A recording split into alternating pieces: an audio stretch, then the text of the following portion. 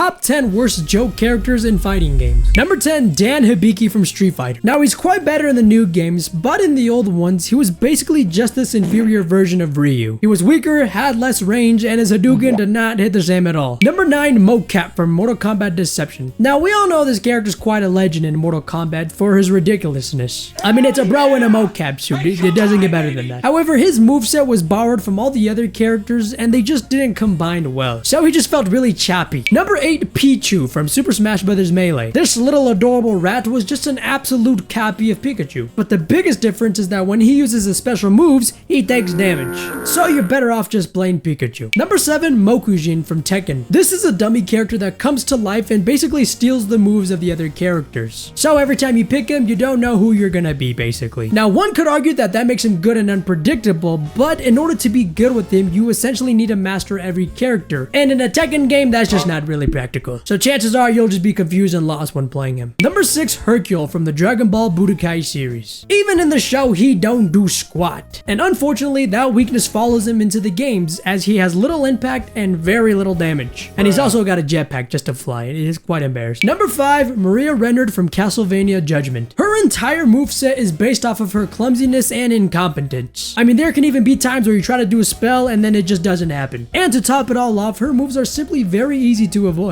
Number 4, Noromaru from Marvel Superheroes vs. Street Fighters. This was a character based off a famous Japanese comedian back in the 90s. And the only reason he was put there is because the people at Capcom were simply big fans. But unfortunately, even with all the glazing, he's just a really weak character. Number 3, Ponygon from Zatch Bell Mamoto Battles. Unlike every other character in the roster, this little horse did not have a human partner, and so therefore he couldn't perform spells. And obviously that made him very weak. And the only reason this happened was to avoid spoilers in the North American versions. Because you see, that arc for his character in the show didn't happen yet at that time. So at least they didn't spoil the character. Number 2, Roll from Marvel vs. Capcom. Her character was very similar to Dan in Street Fighter. And by that, I mean she's just really inferior to one of the main characters, which in this case was Mega Man. And so therefore, everything he did, she did, but just a lot worse. And finally, number 1, Blarney from Xenophage Alien Bloodsport. This was a Barney parody that could only do 2 things: move back and forth and then spam this bloody heart projectile. And that honestly just made him really easy to defeat. I mean, you hit him and he just falls over. So if you lost by this character, then you just don't deserve to play fighting games. Anyway, that has been my list. Let me know if there are any other joke characters that are way worse than the ones that I mentioned.